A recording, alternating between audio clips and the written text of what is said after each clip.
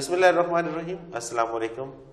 Programme المرشد میں آپ کے سوالات کے ساتھ منور عتیق حاضر خدمت رہنمائی کے لیے ہمارے ساتھ موجود ہیں ہمارے بہت ہی محترم حضرت امیر محمد اکرم اوان صاحب۔ آپ سلسلہ نقشبندیہ اویسیہ کے شیخ ہیں، مترجم قرآن ہیں، مفکر قرآن ہیں، مفسر قرآن ہیں، شاعر ہیں، ادیب ہیں، بہت سے حوالے آپ کے تعارف کے۔ حضرت صاحب بہت شکریہ آپ نے وقت دیا۔ حضرت صاحب بہادر علی میاں چنو سے ان کا ایک سوال ہے، یہ لکھتے ہیں کہ جی ہر مسلمان کی یہ خواہش ہوتی ہے کہ اللہ تعالیٰ کی ذات اس سے راضی ہو جائے، ہم یہ کس طرح جان سکتے ہیں کہ اللہ تعالیٰ ہم سے راضی ہو گئے؟ بڑا آسان سا کام ہے بھائی۔ ان کنتم تحبون اللہ فاتبعونی، سبحان اللہ۔ قرآن کریم کی آیت ہے، اور حضور کو حکم دیا گیا کہ لوگوں کو بتا دو یہ نسخہ، اگر تمہیں اللہ سے محبت ہے، اگر تم چاہتے ہو تمہارا خالق تم سے راضی، فاتبعونی، میرا اتباع کرو، یحببکم اللہ، تم محبت کرنے والے بنے پھرتے ہو۔ عاشق اور عاشق عشق کر سکتا ہے، ضروری نہیں معشوق بھی اس پہ عاشق ہو جائے۔ بالکل صحیح بات۔ ان کنتم تحبون اللہ، اگر تم اللہ سے محبت کرتے ہو تو فاتبعونی، پھر میری محمد الرسول صلی اللہ علیہ وسلم کا اتباع کر لو۔ اس کا نتیجہ یہ ہوگا یحببکم، اللہ تم سے محبت کرنے لگے گا، تم طالب بنے پھرتے ہو، پھر تم مطلوب بن جاؤ گے، محبوب ہو جاؤ گے۔ سبحان اللہ، سبحان اللہ۔ جب تم میرا اتباع کرو گے تو قرآن کہتا ہے، حضور نے فرمایا کہ میرا اتباع کرو، اللہ تمہیں اپنا محبوب بنا لے گا۔ سبحان اللہ۔ اور اس سے بڑی اور کیا بات ہے؟ کہاں سے کہاں جا پہنچے، سادہ سا نسخہ ہے بھائی، اس میں کوئی لمبی بات، اس میں کوئی لمبی چوڑی بات نہیں ہے۔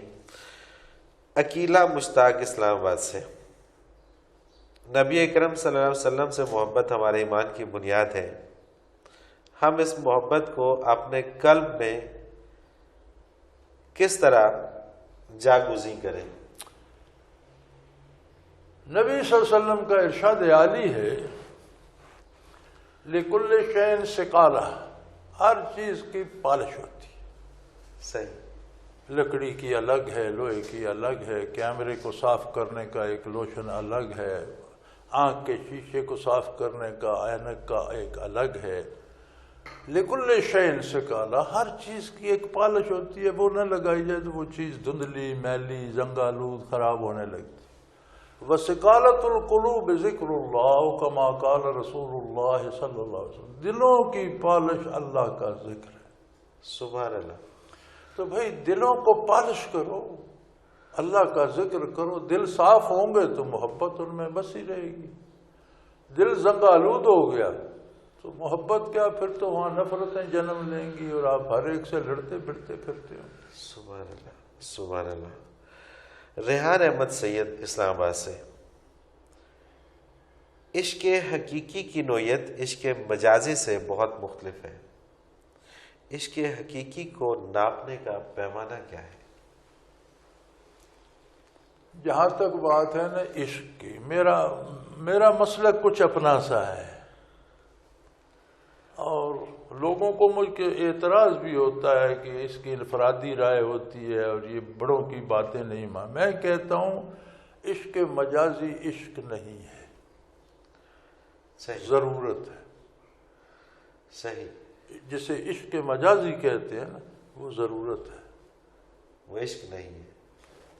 میں سمجھتا ہوں کہ عموماً یہ دو جنسوں کے جنس مخالف کے درمیان ہوتا ہے، صحیح، ان دونوں میں سے ایک بیکار ہو جائے تو عشق باقی رہتا ہے۔ سوال ہی پیدا نہیں ہوتا۔ شکل پہ تیزاب پھینک دو، مرد کا روزگار چھوٹ جائے، عشق ہوتا تو پھر تو قائم رہتا۔ قائم ہے۔ یہ عشق نہیں ہے، یہ ہماری یہ ضرورت ہے جس کو ہم نے عشق کا نام دے رکھا ہے، جس کو ہم نے مجازی ہم کہتے ہیں۔ بہت خوبصورت بات۔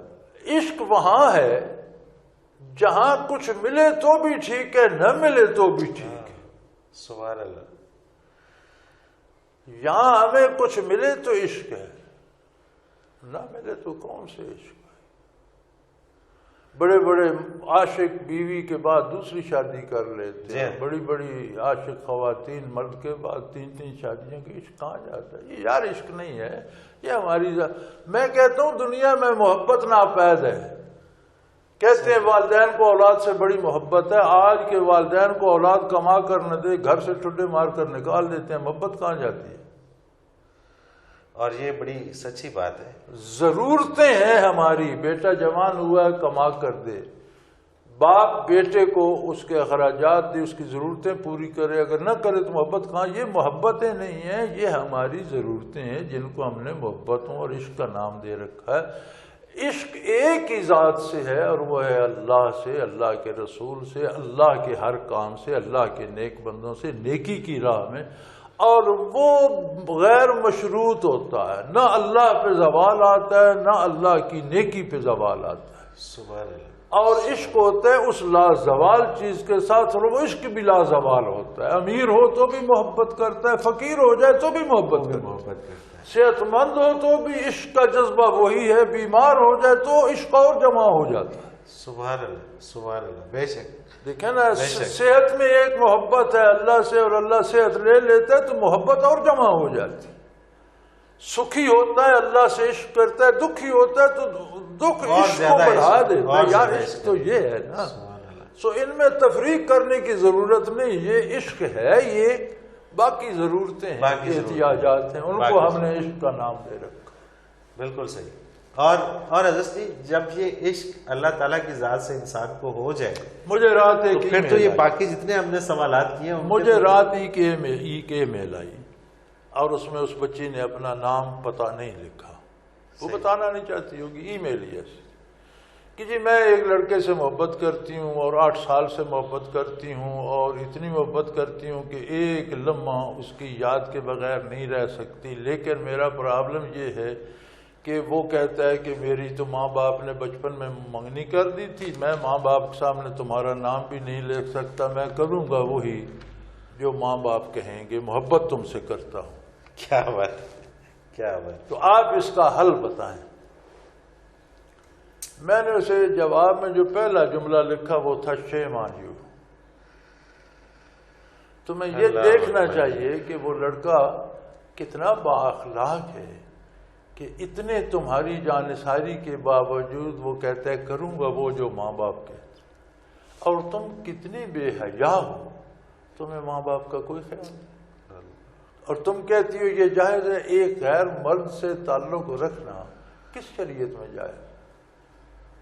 اسے جائز بھی سمجھتے ہیں کہ جی ہم کوئی برائی تو نہیں نہ کر رہے، صرف محبت کر رہے ہیں۔ اللہ، وہ یہ صرف محبت ہی تو برائی کا دروازہ ہے، صحیح کہ نہیں؟ بالکل۔ تو دروازے پہ تو کھڑے ہو نا، بالکل ایسے ہی۔ تو دروازے پہ پٹ کھول کے کھڑا ہونا کون سا جواز ہے اس کا؟ تو میں نے کہا تمہیں کبھی خیال نہیں آیا کہ یہ لڑکا، حالانکہ مرد زیادہ اس معاملے میں کمزور ہوتے ہیں، جی ہاں، تو تمہیں کبھی خیال نہیں آیا کہ یہ اپنے ماں باپ کا اتنا خیال رکھتے ہیں، اور تمہیں جس نے ماں باپ نے پالا پوسا پڑھایا لکھایا کوالیفائڈ لگتی ہو، تمہیں ان کی عزت کا کبھی خیال نہیں؟ شیم آن یو۔ اللہ اکبر۔ تو ہم تو ان محبتوں کو اس نظر سے دیکھتے ہیں بھائی، اور یہ بالکل حقیقت ہے کہ وہی آپ والی بات کہ جب تیزاب چہرے پہ ڈل جائے، جب نقصان ہو جائے، جب کچھ ایسے معاملات ہو جائیں تو وہ محبت ختم ہو جاتی ہے، ایک نوکری چھوٹ جائے محبتیں جی ہاں، چلی جاتی ہیں، چلی جاتی ہیں، اور امیری میں کچھ اور ہوتا ہے، غریبی میں کچھ اور ہوتا ہے، اور پھر وہی لان تان شروع ہو جاتی ہے۔ بادشاہ بھائیوں میں اور والدین میں محبت نہیں رہتی اور کسی میں کہاں رہتی۔ حضرت جی ارشد لطیف ملتان سے لکھتے ہیں، تصوف میں مختلف سلاسل ہیں اور ہر سلسلہ میں مشائخ عظام ہیں۔ اب ہم جو کہ تصوف سے آشنا ہی نہیں، ہم یہ اندازہ کس طرح لگائیں کہ کس شیخ کے پاس جانے سے زیادہ فائدہ ہوگا؟ نبی صلی اللہ علیہ وسلم کی خدمت عالی میں صحابہ کرام نے یہ سوال پیش کیا۔ اچھا، میں حیران ہوتا ہوں کہ کیا لوگ تھے، کوئی سوال لا ینحل نہیں چھوڑا، حالانکہ حضور کی خدمت میں سوال پوچھنے کے لیے بڑی جرات چاہیے، لیکن پوری امت کے ہر شعبے میں رہنمائی کے لیے انہوں نے سوال پیش کر ہی دیا۔ یہ سوال بھی پوچھا سبحان اللہ، کہ یا رسول اللہ آپ پردہ فرما جائیں گے، صحیح، کوئی نبی تو ہوگا نہیں، تو پھر ہمیں نیک لوگوں کی تلاش ہوگی، اللہ کے بندوں۔ تو ہر کوئی بگلی پہن کر جبہ پہن کر بیٹھ جائے گا میں نیک ہوں، کیا پتہ چلے گا یا رسول اللہ کون نیک؟ آپ صلی اللہ علیہ وسلم نے فرمایا جس کے پاس بیٹھ کر اللہ یاد آئے وہ کام وہ نیک آدمی، سبحان اللہ۔ کتنا جامع سوال ہے اور کتنا ہی جامع جواب۔ اس کا جواب، بھئی دیکھیں ملک میں کتنی یونیورسٹیاں ہیں، ہر یونیورسٹی میں اسکالر ہیں۔ آپ بچہ چھوڑتے ہیں، اگر بچہ کچھ حاصل کر رہا ہے تو ٹھیک ہے، ورنہ آپ کہتے ہیں یار ان کا تو میسنگ تو بڑی ہے اور ٹرن آؤٹ بڑا ہے، وردی بڑی، پڑھاتے پڑھوتے کوئی نہیں۔ بالکل ایسے، بالکل ایسے۔ کسی سلسلے میں جائیں، سارے سلسلے یہ یونیورسٹیاں ہیں، لیکن اس کے اصلی ہونے کی دلیل یہ ہوگی کہ جب آپ کے دل میں اللہ بس جائے، اور اس کا ظاہر یہ ہوگا کہ آپ کے عقیدے اور کردار کی اصلاح ہونے لگے تو وہاں جم جائیں۔ اور جہاں صرف حکایتیں اور کہانیاں سنا کر اٹھا دیا جاتا اور دل نہ بدلے، کردار نہ بدلے، تو سمجھیں کہ یہ نقلی یونیورسٹی ہے، یہاں سے چھوڑ دیں۔ سبحان سی اللہ، بات۔ سبحان اللہ۔ جہاں پر جا کر یہ محسوس ہو کہ اللہ یاد آئے اور اللہ ہے، تو پھر وہاں پہ جانا چاہیے۔ اللہ یاد آنے سے مراد یہ ہے کہ آپ کو اللہ کی اطاعت نصیب ہو جائے، عقیدہ صحیح ہو جائے، عمل صحیح، اور کیا چاہیے؟ بالکل صحیح۔ اور یہ نہیں ہو رہا تو پھر رسمی پیری مریدی سے کیا اصل، چھوڑو یار، کیا بوجھ لا دیں۔ سبحان اللہ، سبحان اللہ۔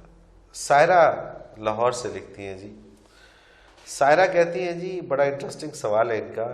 یہ کہتی ہیں کہ عام طور پر تو یہی خیال کیا جاتا ہے کہ جس شیخ یا پیر صاحب کے پاس زیادہ کرامات ہوں گی وہی زیادہ پہنچے ہوئے ہوں گے۔ اب یہاں دو سوال پیدا ہوتے ہیں، ایک تو یہ کہ کرامات کا ہونا کس حد تک ضروری ہے، اور دوسرا یہ کہ پہنچے ہوئے سے کیا مراد ہے۔ اللہ، پہلی بات یہ ہے کہ کرامت کیا ہے، غلطی یہاں ہو جاتی ہے۔ صحیح۔ حضرت مجدد الثانی رحمۃ اللہ تعالیٰ کے پاس ایک افغانی آیا اور وہ 2 سال رہا، نہ انہوں نے پوچھا کیوں آئے ہو، نہ اس نے بتایا کیوں آیا، وہ نماز ان کے ساتھ پڑھتا، ذکر میں شامل ہو جاتا، لنگر سے کھانا کھاتا رہتا۔ 2 سال کے بعد اس نے کہا حضرت میں جاتا ہوں۔ فرمایا ٹھیک ہے، مرضی سے آئے ہو مرضی سے جانا ہے، تو یہ تو بتاؤ آئے کیوں تھے، جا کیوں رہے ہو؟ اللہ اکبر۔ اس نے کہا جی آیا تھا، سنا تھا کہ آپ بڑے خدا رسیدہ ہیں، پہنچے ہوئے ہیں۔ صحیح، پہنچے سے مراد ہوتا ہے کہ جو اللہ کا مقرب ہے۔ بالکل صحیح۔ لیکن 2 سال رہا تو فرمایا جا کیوں رہے؟ تو کہنے لگے 2 سال میں کوئی کرامت نہیں دیکھی۔ اچھا، انہوں نے فرمایا تم 2 سال رہے ہو اور ساری نمازیں میرے ساتھ پڑھی ہیں، دن رات اٹھنا بیٹھنا، مہمانوں کا آنا جانا ساتھ، اور تم عالم بھی لگتے ہو مجھے۔ جی میں عالم ہوں۔ آپ نے فرمایا 2 سال میں میرا کوئی کام خلاف سنت دیکھا؟ اللہ اکبر۔ کہنے لگا نہیں۔ تو فرمایا کرامت کس کو کہتے؟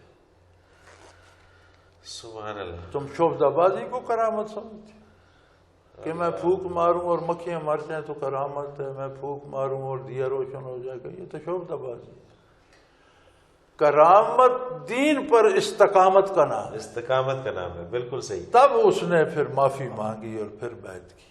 سبحان اللہ، سبحان اللہ۔ آپ نے فرمایا 2 سال بڑا عرصہ ہے، تم نے 2 سال میں میرا کوئی کردار خلاف سنت دیکھا ہے؟ کہنے لگا جی نے فرمایا کرامت کس کو کہتے؟ سب سے بڑی کرامت ہے کہ دین پر استقامت، حق پر قائم رہے۔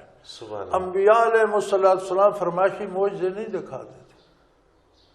قرآن میں کتنی دفعہ کافر نے مطالبہ کیا، اللہ نے فرمایا میں تمہارا کو بندہ ہوں کہ جو تم کہو وہ دکھا دوں۔ کیا بات، اللہ کی اپنی مرضی، اس کی پسند جب چاہے۔ لیکن جہاں کفر اسلام کا مقابلہ آ گیا وہاں معجزہ ظاہر ہوا کفر کو شکست دینے کے اور اسلام کی تائید کے لیے۔ سبحان اللہ۔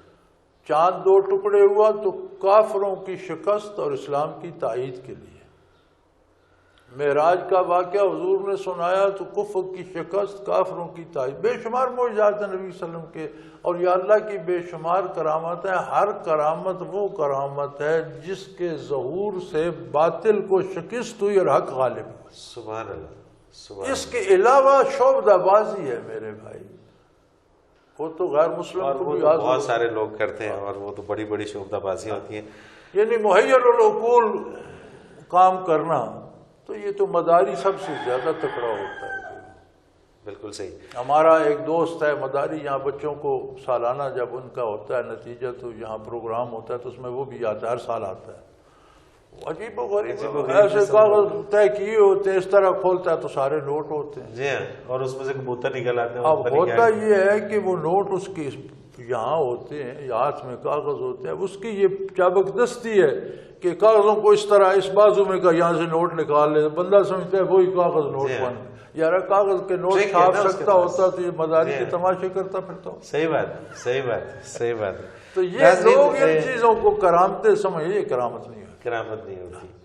اور ان کے دوسرے سوال کا جواب بھی اسی میں ان کو مل گیا کہ پہنچے ہوئے کسے کہتے ہیں؟ جو مقرب ہوتے ہیں، خدا جو رسول اللہ کے بہت نزدیک ہوتے ہیں، وہ پہنچے ہوئے لوگ اصطلاح اس میں استعمال کی جاتی ہے۔ ایک پہنچا ہوا اور بھی ہوتا ہے، یہاں چکوال میں ایک تھا تو ایک پہلی ہیرون آئی تھی، کیپسولوں میں ہوتی تھی شروع میں، اسے راکٹ کہتے تھے۔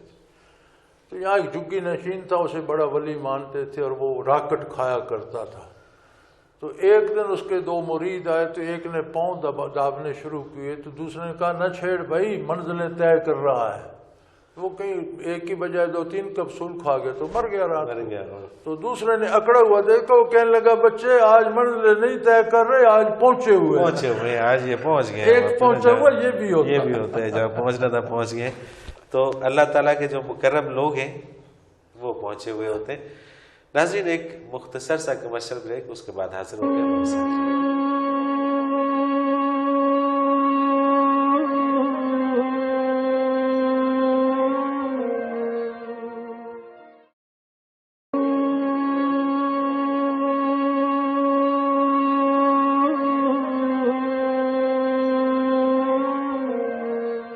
پروگرام میں ایک بار پھر خوش آمدید ناظرین، آپ کے سوالات ہیں اور رہنمائی کے لیے ہمارے ساتھ موجود ہیں ہمارے بہت ہی محترم حضرت امیر محمد اکرم نعمان صاحب۔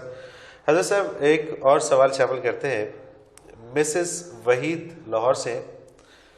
یہ خیر یہ سوال تو نہیں ہے، انہوں نے پروگرام کی تعریف کی ہے، کہتی ہیں جی آپ کا پروگرام بہت اچھا ہے اور بہت زیادہ معلومات حاصل ہوتی ہیں، اللہ تعالیٰ آپ کو استقامت دے، صحت دے اور یہ پروگرام جاری و ساری رہے۔ جی ضرور کوشش کریں گے کہ اس پروگرام کو جاری و ساری رکھیں۔ سوال ایک بڑا دلچسپ وسیم لاڑکانہ سے ہے، بلکہ انہوں نے تو بڑی ریکویسٹ کی ہے کہ جی مجھے جواب ضرور دیجیے گا۔ ہم دے رہے ہیں جی جواب آپ کو، آپ غور سے سنیے۔ حضرت صاحب یہ ان کا سوال یہ ہے کہ مونچھیں رکھنا جائز ہے؟ حدیث سے ثابت کیجیے، اور اگر رکھنی ہے تو کتنی بڑی ہونی چاہیے؟ مونچھوں کا معاملہ یہ اس میں بہت سی ابہامات پیدا ہو گئے ہیں۔ مونچھیں رکھنا شرعاً منع نہیں ہے، صحیح، لیکن سنت یہ ہے کہ یہ یہاں سے یہاں تک کم از کم آدھے لبوں تک انہیں تراشا جائے، صحیح، تاکہ کھانے پینے میں یا پانی پینے میں یا اس میں نہ، تو اگر ویسے یوں بھی کھڑی ہوں تو نہیں ڈوبتی، لیکن یہ آدھی ترشوانہ سنت ہے۔ صحیح، اس کے بعد جو ہیں وہ رکھیں، آپ وہ جتنی مرضی بڑی رکھیں، وہ کوئی اس میں بڑی رکھیں چھوٹی رکھیں، آپ بے شک مجھوں سے ٹریکٹر کھینچیں، کوئی مسئلہ نہیں ہے۔ جب خسرو پرویز کو حضور کا گرامی نامہ پہنچا اور اس نے گرامی نامہ کی توہین کی، قاتل شہید کرا دیا، تو یمن میں اس کا گورنر ہوتا تھا، اس کو بازان اس کا نام تھا، اس نے گورنر کو حکم دیا کہ اس شخص کو گرفتار کر کے میرے پیش کیا جائے۔ صحیح، اس نے گرفتاری کے لیے جس کمانڈر کو حکم دیا کہ اپنے بندے ساتھ لے جاؤ گرفتار کر، اس کا نام فیروز تھا، ویلم قبیلے کا تھا، اسے فیروز ویلمی کہتے۔ صحیح، بازان کی بھی بڑی بڑی مونچھیں تھیں اور فیروز ویلمی کی بھی۔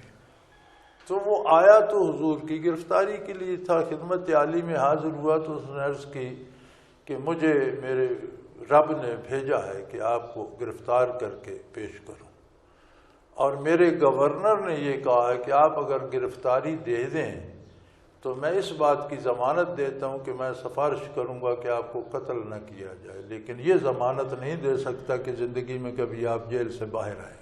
صحیح۔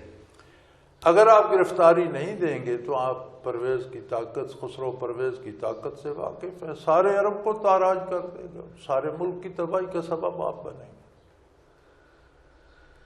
تو آپ نے پہلا بار جو اسے دیکھا تو فرمایا تمہیں یہ مونچھیں کیوں رکھی ہوئی، بڑی بڑی مونچھیں؟ اس نے کہا میرے رب کا، یعنی میرے حکمران کا یہ طریقہ۔ آپ نے میرے رب نے مجھے حکم دیا کہ مونچھیں تراشو۔ صحیح۔ یعنی اس نازک حالت میں بھی حضور نے پہلے اس طرف توجہ فرمائی۔ صحیح۔ پھر اسے فرمایا کہ رات ٹھہرو، مجھے اپنے رب سے پوچھ لینا۔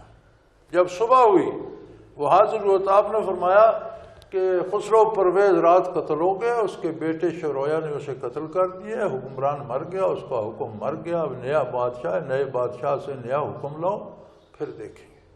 سبحان اللہ۔ آپ کو کیسے پتہ ہوگا؟ میرے رب نے مجھے بتایا۔ وہ کہنے لگا آپ بہت بڑی بات کر رہے ہیں، یہ بات معمولی نہیں ہے، اگر ایسا نہ ہوا تو عرب کی زرزمین کو خسرو پرویز کی فوجیں طے و بالا کر دیں گے۔ آپ نے فرمایا جاؤ جا کر دیکھ لو۔ اس نے وقت تاریخ نوٹ کر لیا، واپس ہو گیا۔ جا کر بازان کو اس نے یہ بتایا کہ وہ تو یہ کہتے ہیں، یہ باتیں ہو رہی تھیں کہ اوپر سے قاصد آ گیا کہ شیرویا کی حکومت قائم ہو گئی، خسرو پرویز قتل ہو گیا، چنانچہ اب آپ اس آدمی سے بھی تعرض نہ کریں جس کا حکم اس نے دیا تھا۔ تو یہ فیروز ویلمی رضی اللہ عنہ اور بازان بھی اسی وقت مسلمان ہو گئے تھے۔ سبحان اللہ، سبحان اللہ۔ تو مونچھوں کے معاملے میں اس قدر نزاکت ہے۔ اب رہی یہ بات کہ حضرات اس طرح سے کٹا دیتے ہیں علماء، تو سید عبدالقادر جیلانی رحمۃ اللہ علیہ نے اپنی کتاب معروف کتاب غنیت الطالبین میں فقہی جوابات بھی انہوں نے فرمایا کہ اس طرح سے کٹانا مکروہ ہے۔ صحیح۔ یہ تشبہ بالنساء ہے، یعنی عورتوں جیسے ہونٹ بن جاتے ہیں۔ صحیح۔ تو مونچھیں کچھ نہ کچھ ضرور ہونی چاہیے، اگر آپ چھوٹی بھی رکھتے ہیں تو مونچھوں کا نشان ضرور ہونا چاہیے۔ صحیح۔ بالکل اس طرح سے صاف کرنا مکروہ ہے۔ صحیح۔ بڑی جتنی آپ رکھنا چاہتے ہیں یہ دیکھ لیں، یہ درمیان سے یہ نصف یہ کٹی ہونی چاہیے۔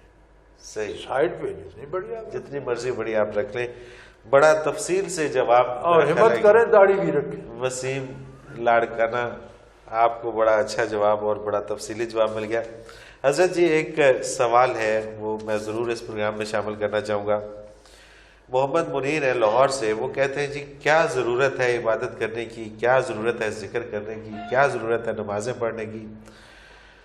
ہم یہاں سے جاتے ہیں اور ہم جا کے پاک پتن شریف بہشتی دروازہ ہے اور اس دروازے سے میں ہم نے گزر جانا ہے اور ہم گزر جاتے ہیں تو بہشتی دروازے سے گزر گئے تو ہم جنت کے دروازے سے گزر گئے، تو باقی کیا چیز رہ جاتی ہے؟ پہلی بات تو یہ ہے کہ یہ باتیں بزرگوں سے صادر بھی ہوتی ہیں، اور دوسری بات یہ کہ کوئی سند بھی نہیں ہوتی کہ انہوں نے یہ فرمایا بھی تھا یا کسی نے پیچھے سے لگا دیا، یعنی کہ وہ جو کہتے ہیں کہ یہ بہشتی دروازے کوئی اتھینٹک نہیں ہوتی یہ گزر جائے تو۔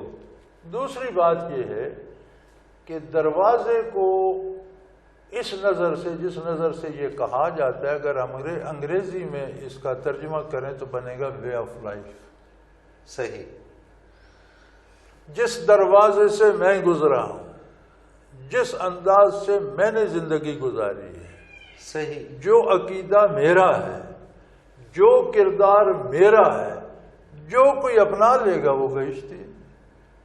اچھا، یعنی کہ آپ کا فرمانا ہے کہ جو بزرگ تھے جنہوں نے یہ کبھی کہا ہوگا، یہ فرمایا ہوگا، تو انہوں نے کسی اور انداز میں بات کی، دروازے دو ہیں میرے بھائی، دو دروازے ہیں بندے کے سامنے۔ صحیح۔ ایک جنت کو کھلتا ہے، ایک دوزخ کو کھلتا ہے۔ صحیح۔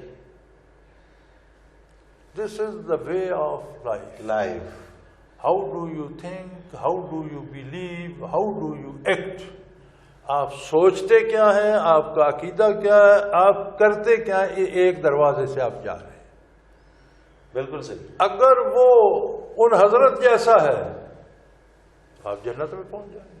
صحیح، یعنی کہ حضرت صاحب کے کہنے کا جو مقصد تھا، جو مفہوم تھا، وہ یہ تھا کہ اگر تو زندگی میری طرح سے راہ حیات، بالکل، یعنی جس انداز سے میں نے زندگی گزاری ہے۔ لیکن نوح علیہ السلام بقول مفسرین کے دنیا میں 1400 سال رہے، صحیح، 950 سال کے بعد تو طوفان آیا۔ بالکل، مفسرین لکھتے ہیں کہ بوقت رخصت دنیا سے کسی نے عرض کیا کہ اللہ کے نبی آپ نے دنیا کو کیسا پایا؟